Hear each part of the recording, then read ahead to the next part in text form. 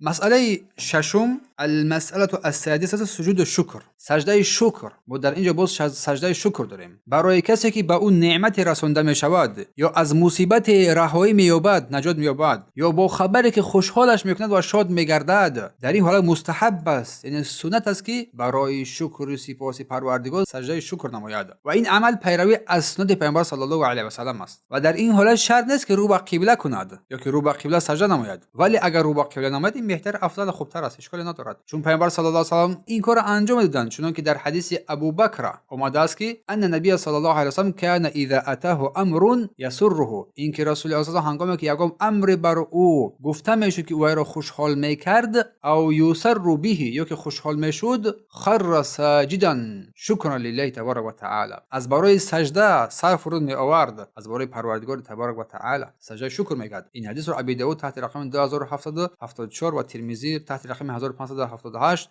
و ابن ماجه و البانی در اروا در مجلد دوم صفحه 226 حسن دونستن حدیث رو. و صحابگان کرام چنین میکردند رضی الله عنهم. و حکم و طرز سجده شکر چنین است، یعنی الله اکبر گویان یک سجده می نماید و در آنجا سبحان ربی الاعلی میگوید. یکم ذکر دیگر را هم انجام بدهد، اشکال هم ندارد. این است برادران و خواهران گرامی موضوعی که ما امروز گفتیم، باب ششم در بیان سجود سهو و سجود تلاوت و سجود شکر بود.